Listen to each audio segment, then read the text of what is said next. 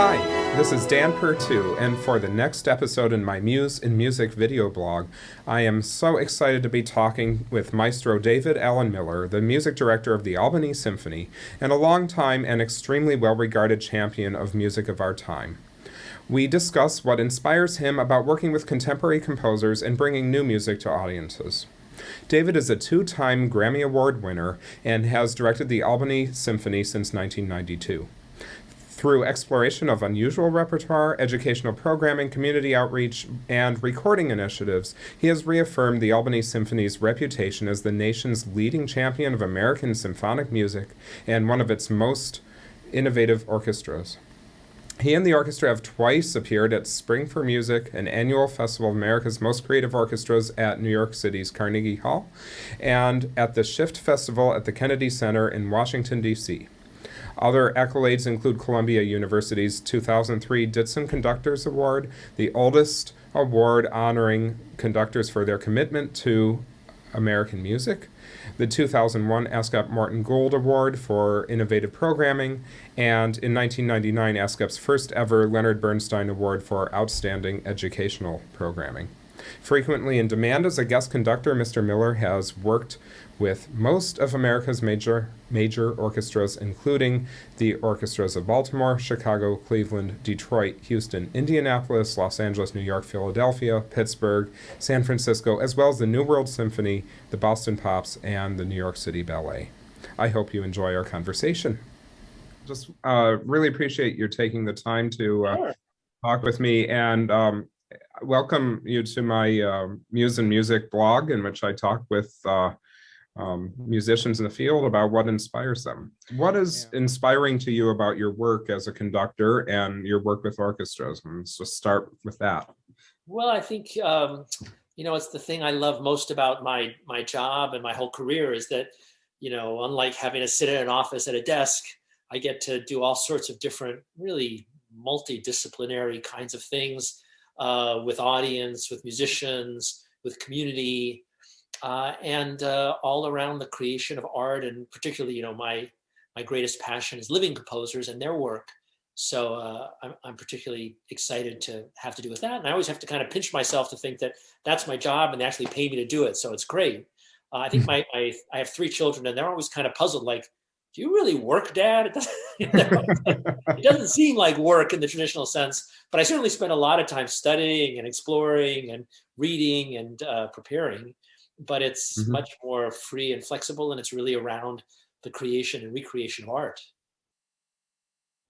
Yeah, and when you mention multidisciplinary aspects of your work, I'm curious to follow with that thread a little bit. So, obviously, as a musician and conductor, you're dealing with the medium of music, but when you say multidisciplinary, are you thinking about other arts as well, the visual arts or dance, or can you elaborate a little bit about that? Sure. When I was young, multidisciplinary probably meant something very different to me in my mindset then. It was the idea, because I started out as a trombonist, and then I played some piano and violin and viola, and was always very interested in a lot of other fields and disciplines, but I was always very much attracted to conducting, which is something that I decided kind of to pursue when I was about 15 years old, which I guess is kind of young for announcing to your parents that you're going to become a conductor.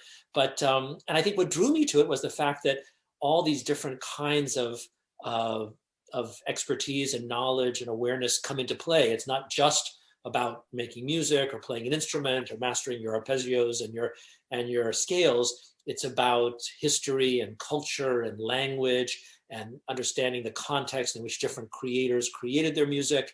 So it's really, incredibly, it's an incredibly broad discipline, and that a conductor really to be effective and to be good needs to have a lot of mastery in a lot of fields, not least of which is group psychology, because your whole job is not actually making the sound yourself, but inspiring, cajoling, helping up to 100 plus brilliant experts in their own fields work together to create some finished product. So by multidisciplinary, that's initially what I meant. And very often people will compare conductors to sort of managers of companies, and many managers of companies will look at conducting and think about it as a sort of metaphor for what they do, having to get all these different people and these different experts and these different departments to kind of collaborate and work together. And as you probably know, some conductors have made a part of their career advising sort of management consulting style, like Ben Zander or Roger Nierenberg, friends of mine like that.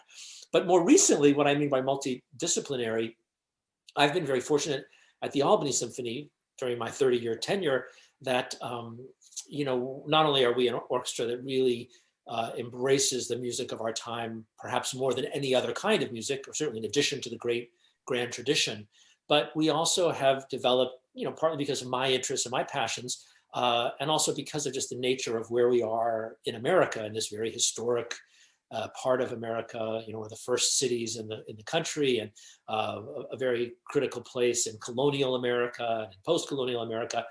There's incredible history here in the greater capital region, in New York State, where we live.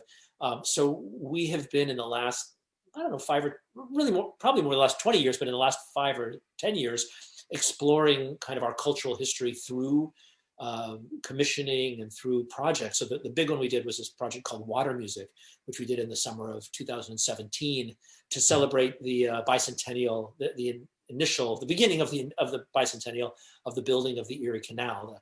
The ground was broken on July 4th, 1817, and it took 8 years till 1825 for the canal to be fully built. And the canal, what everyone thinks about it, it really transformed the nation and transformed New York State, and really made, in a certain way, the whole Midwest and Western expansion possible, because now goods could travel back and forth from, inside the country to the coast, et cetera, in a way that they had not been able to before.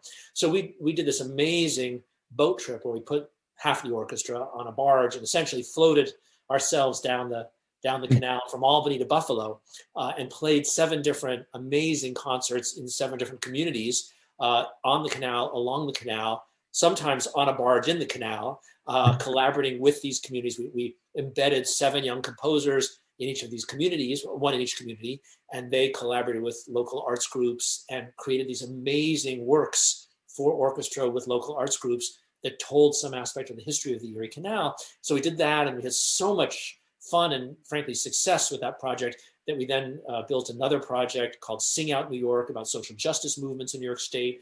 This coming spring, we're doing a huge 7-city project called Trailblaze, all about the amazing new 750-mile Empire State Trail that is a walking, hiking trail that connects all parts of New York State.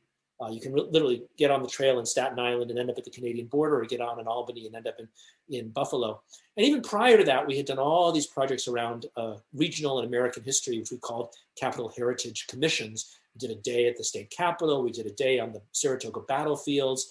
We had just amazing projects. So when I talk about multidisciplinary now, I'm talking about, drawing in history and culture and other genres of art and other genres of other disciplines, and somehow making art around or about those kinds of things.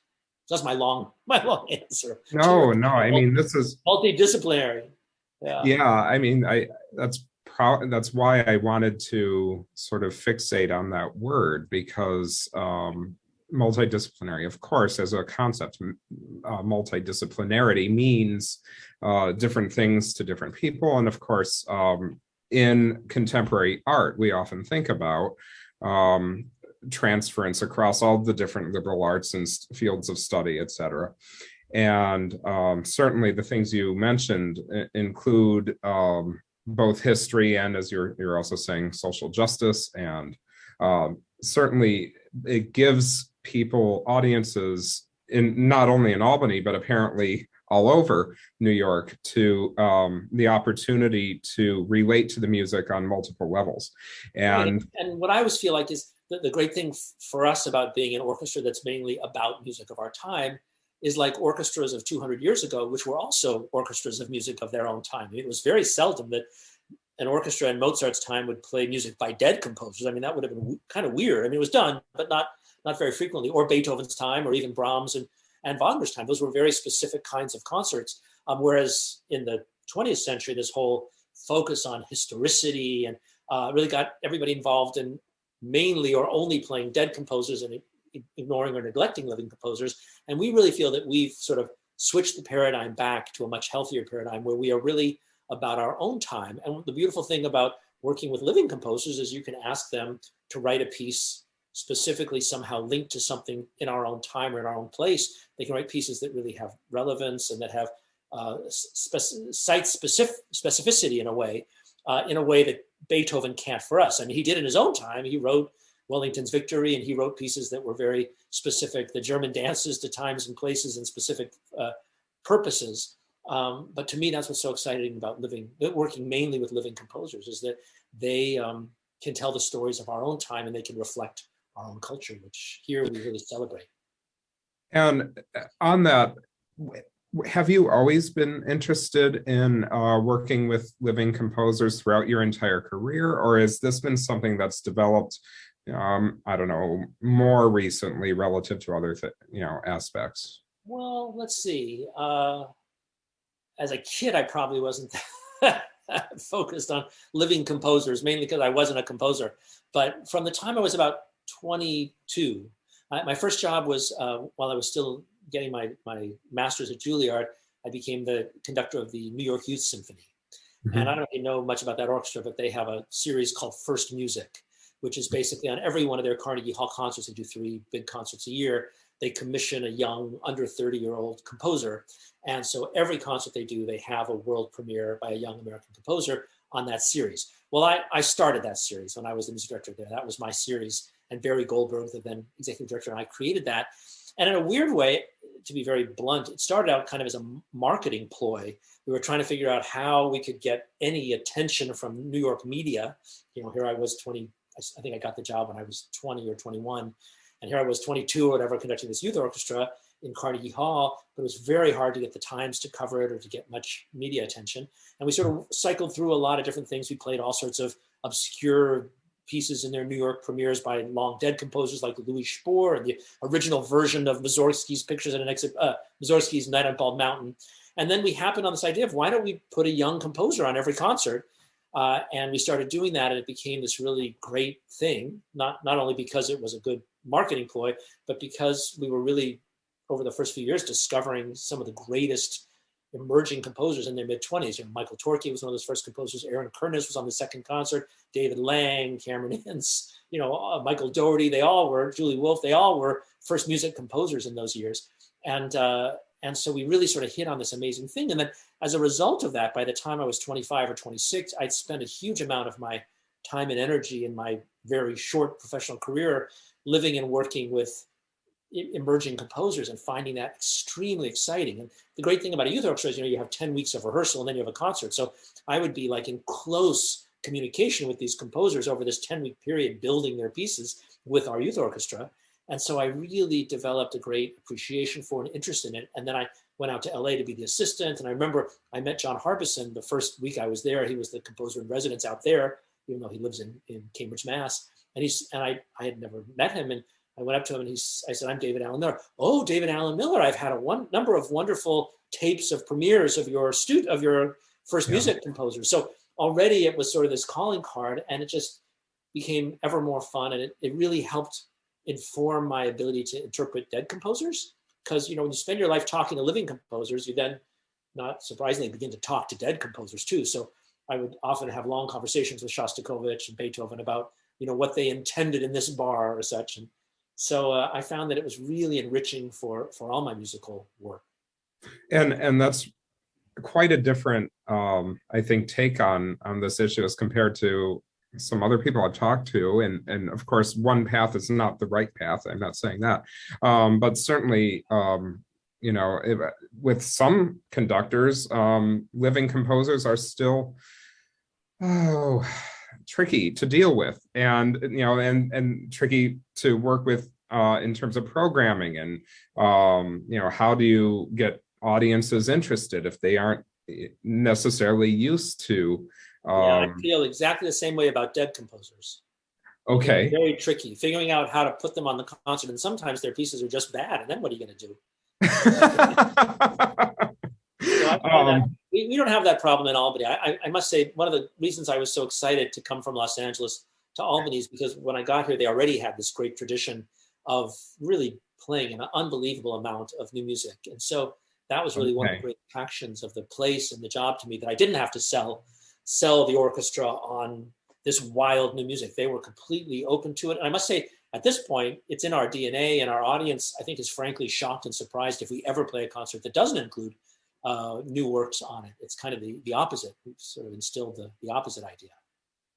That's not to say that it's always equally successful. Like, we have this really daring concert coming up because we're finishing a recording project of the last 3 previously unrecorded concertos by the great Christopher Rouse, who died a couple of years ago, a great friend of ours and of mine, and tragically died rather early in his, he was, I guess, 70 or early 70s.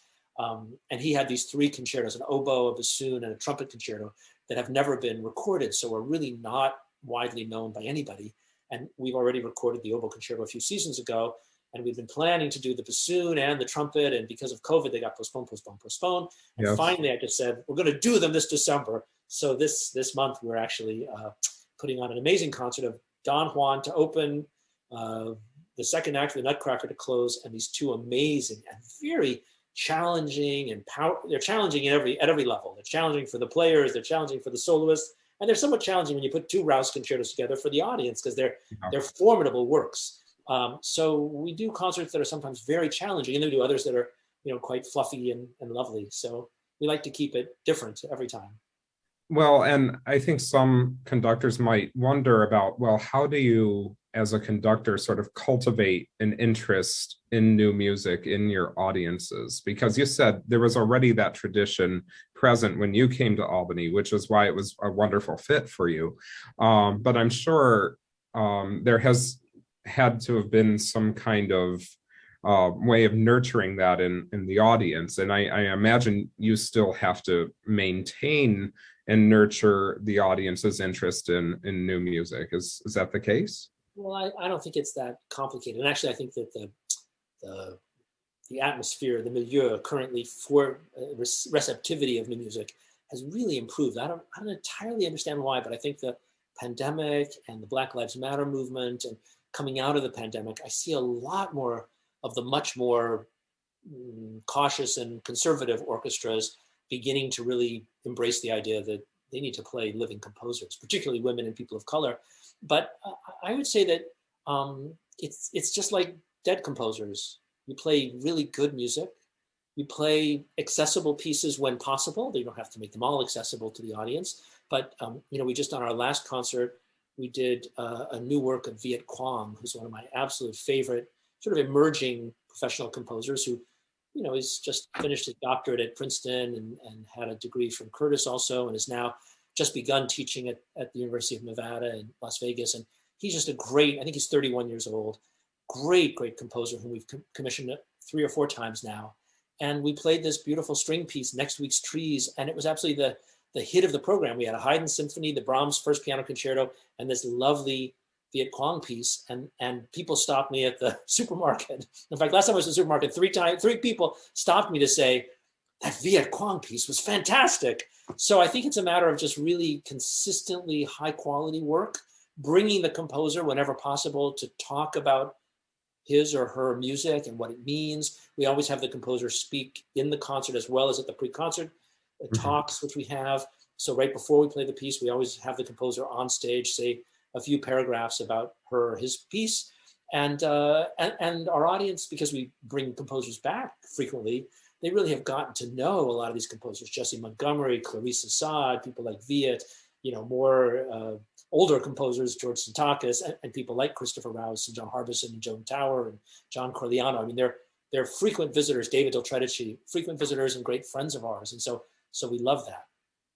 Yeah, so it's also the recognizability and the relationships that are built, et cetera. So you've mentioned, of course, the music has to be good. And then you talk about, bad music by dead composers too, which I thought was kind of amusing. Oh, there's so much. What makes... what's the Saint-Saëns? Every time I hear it on the radio, I'm like, that's good. And I'm like, is that good? I'm not sure that's good. Okay. So yeah. Well, and he's one of the better ones. Of course. But right. What makes music what makes a good piece for you? Can you That's a expand slippery on that? slope. I can't really comment on that. I have to say what I've learned more than anything else is that everyone has a view, and you can never guess why person A feels this way and person B feels that way. I'll have a piece, we'll play a piece, and one person will say to me, "That was the worst piece I ever heard," and then within 2 minutes, someone else will say, "That was the greatest piece I ever heard." So I think there's no explaining taste, but I do think that in a certain way, we conductors we play a very important curatorial role, as does any performer, in that we select what we're going to present to the public. So in terms of quote good music, I wouldn't want to wade into what makes good music and what makes bad music, but I do believe that I certainly am very attuned to pieces that I think are somehow attractive or compelling or powerful or meaningful. I think for me, it's a little less about language and more about the compelling vision of the composers. I'm in Rouse land this week because that's what I'm working on. Rouse is such an interesting case because I'm not sure his notes were always the greatest, but his intent was so strong that his piece was much more about the drama of the gesture, as certain composers are. Then there are other composers. I mean, Viet, the last composer, perfect example of his notes are beautiful, his harmonies and his melodies are just gorgeous, and that's very attractive. So to me, there just has to be some sense that there's a great artistic mind at work, and whether the music is dense or whether it's simple, whether it's post-minimalist or post-maximalist, is somehow a little bit less important to me than that there's a sense on my part that this is an important work to hear or to experience for my public, and something that I feel close to. I mean, there are certain pieces from the great literature and from the contemporary literature that just make my knees weak, either because they're so beautiful or they're so powerful or they're so heartfelt. And then there are other pieces that just doesn't work for me. So that's true of dead and living composers. I don't think it's a good, bad. I think it's a compelling, not so compelling. But I do feel like every time we put something on the stage, we as performing artists need to do whatever we can to make sure it's at as high a level as possible. When you commission a work, you can't really know, but you can certainly know what, Michael Torke's a good example. Michael Torke's a composer I've worked with my whole life. I love him. We've collaborated on all sorts of projects. I don't know that the next piece will be a masterpiece, but I know that it'll have some compelling aspect because I know and trust Michael's artistry. So I think that's really important, to believe in what you're presenting. You never want to put anything on the stage, living or dead, by a living or dead composer that you don't 1,000% believe in. Yeah, and of course, as you said, with a commission, you're going to be believing in your trust of the composer and of other works that either you've done or at least you've become aware of. Certainly, I think it is interesting, the idea of sort of being able to observe a great mind, a great musical mind at work, and your view that it is somewhat, or it is independent of aesthetics. So you're talking about from post-minimalist to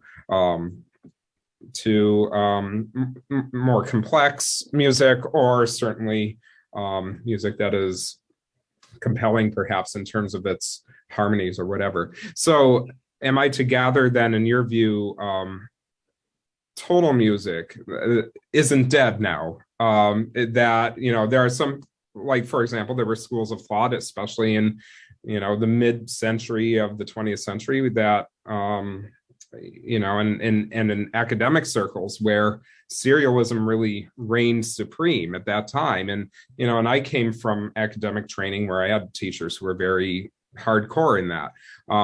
I don't personally write music like that, but I know that was a big deal. What's your sense of how that has all evolved from the mid-century and Right. later?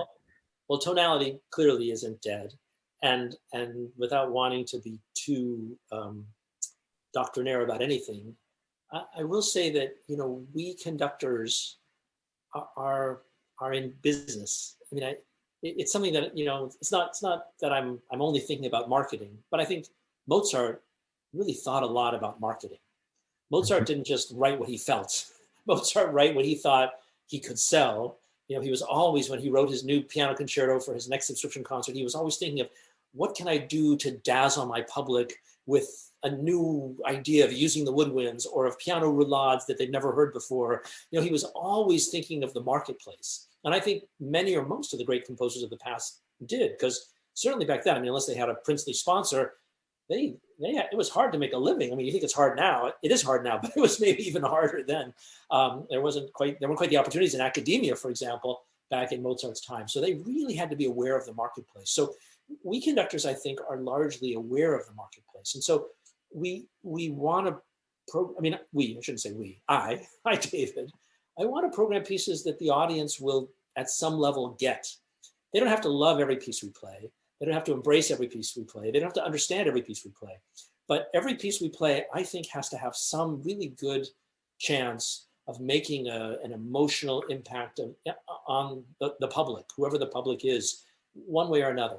And I must say that when you think of a lot of the minimalist, not the minimalist, I'm sorry, when you think a lot of the serialist and post-serialist music, do you even hear that anymore? I don't hear it anymore. I think it's mainly dust.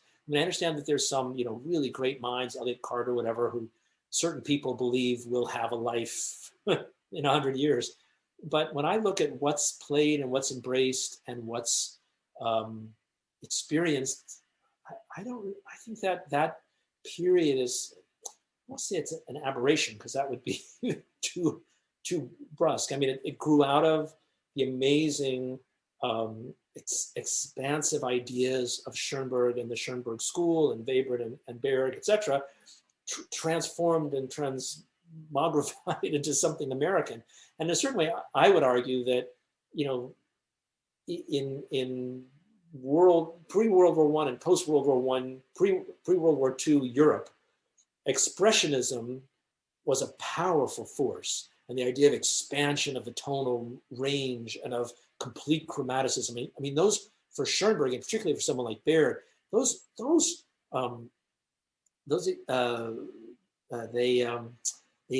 they made possible an incredible kind of expressivity that certainly someone like Berg was using. That, and you listen to late Mahler, and it's already heading in that way. Early Schoenberg, late Mahler, it's heading toward a complete expansion and in a certain way breaking down of the old constraints of traditional tonality. But yes, why that then had to be picked up by Milton Babbitt and Elliott Carter and the American serialists, I never really understood. We didn't have the same expressionist angst stuff going on, and somehow American serialism never really seemed wholly successful to me. So I tend to think that the history kind of votes with its feet. Sort of like, you don't hear any of it anymore. It seems to me like, well, maybe it's time, came and went. And I certainly don't feel a compulsion to exhume those works. Yeah, and it's an interesting issue, because we talk also about how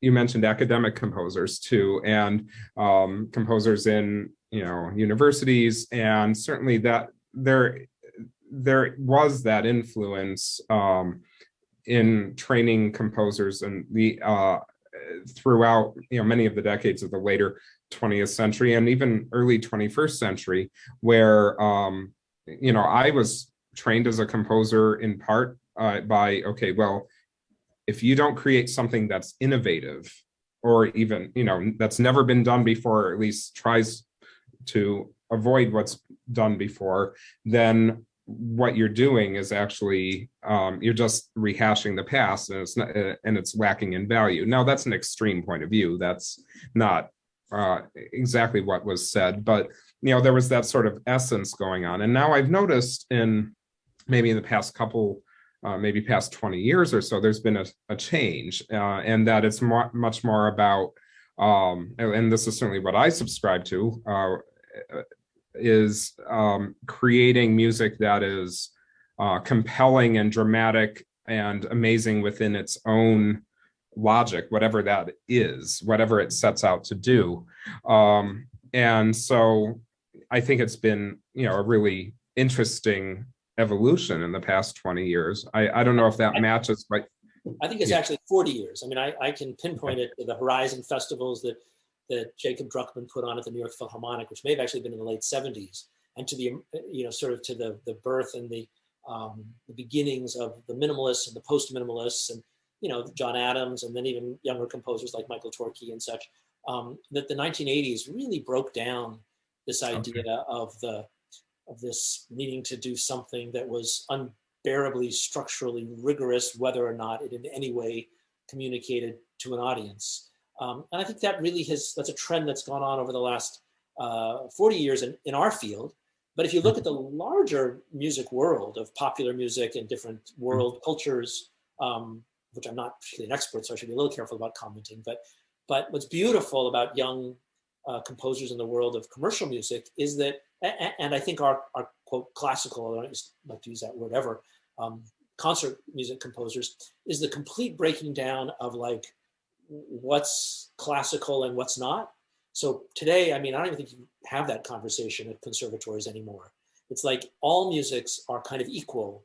You can pull from African Ghanaian drumming, and you can pull from Aboriginal music of Australia, and you can pull from any cultural Chinese and different cultural traditions and different types of music, whether it's hip hop or whether it's jazz, or I mean, all musics are sort of finally once again created or declared equal, and I think that's incredibly liberating for concert music composers as well as for more commercial music composers. I think it's a really exciting new world, and that the composers I see emerging really aren't hung up on the stuff you and I had to deal with at conservatory of like, is it quote serious enough? I can't tell you how many perfectly good composers were destroyed because they were told that their music wasn't serious enough. And it's only the most clever ones, people like John Harbison and Chris Rouse and I don't know who else, who were able to, John Corigliano, who were able to channel all that difficult intellectual post-serial type rigor into something that then also has other elements that make it digestible, understandable, comprehensible. Mm-hmm.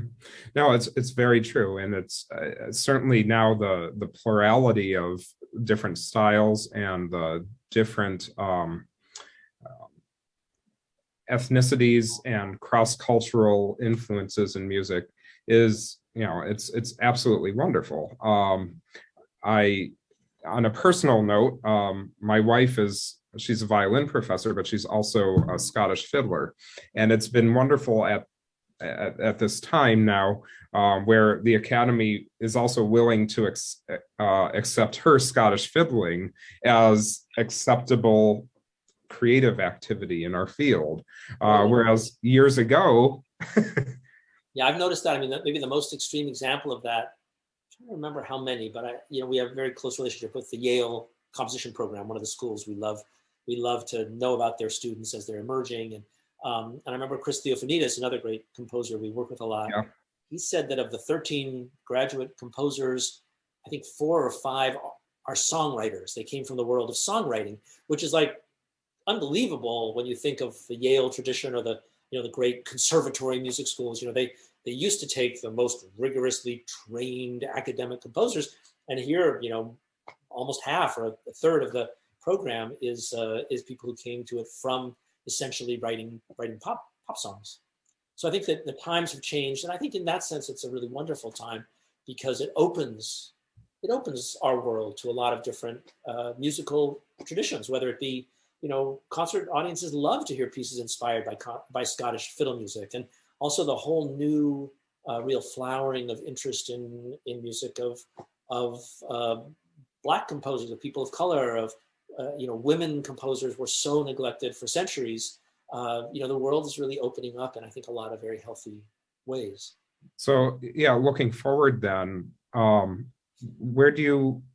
So in the near term, I can see sort of where this might be headed, but in the near and perhaps the further out term, where do you see the field heading? I know you're clearly someone who's at the forefront of programming current music, and what do you look forward to seeing happening in the field, and how will you be programming and et cetera in the future?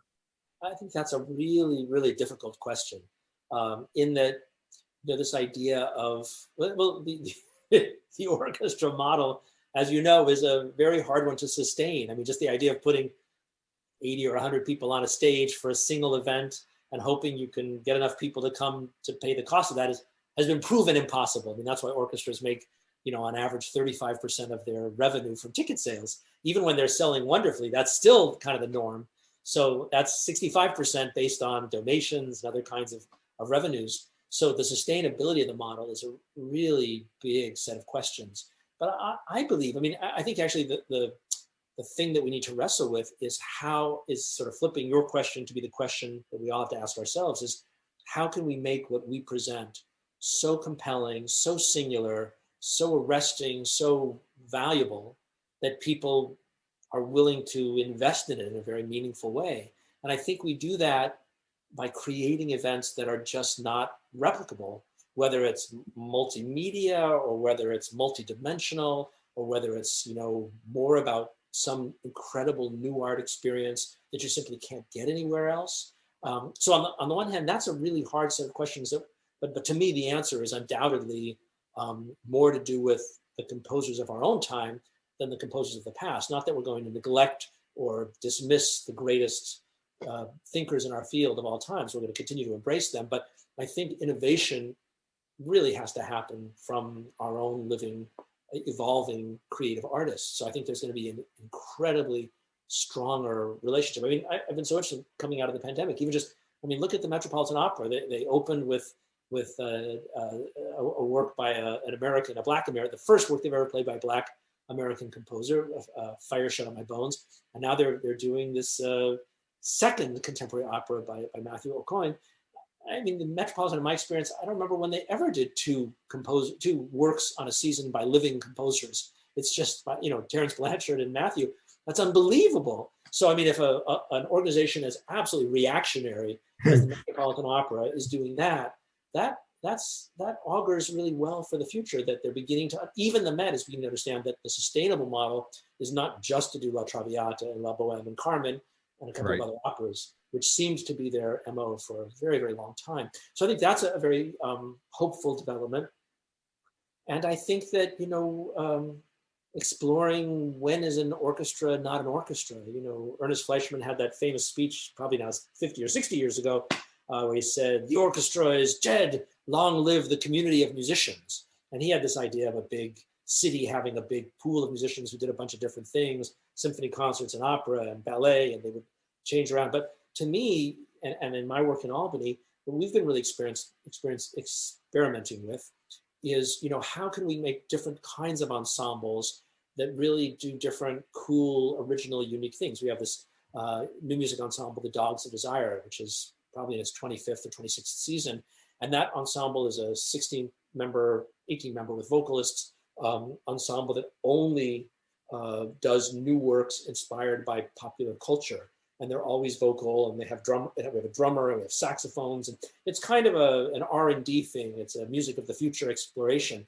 But I think there's going to be a lot more of that kind of, creating orchestras that are not quite the typical traditional idea of what an orchestra used to be. There's a lot of that out there already. And then I'm also really interested that coming out of the pandemic, this whole idea of, can orchestras do something compelling in the digital realm? And I think we mainly never have. I think back to when I was a kid and you'd watch Live from Lincoln Center or great performances, and nothing could have been more boring than watching the camera on the oboe, with all due respect to the oboes, but it was not very filmically compelling. Yeah. I think that orchestras can begin to, whether it's with VR and AR, or if we can begin to make performances that are really digitally vital, that might be another way that we can move forward into a new world that is somehow more sustainable and more compelling.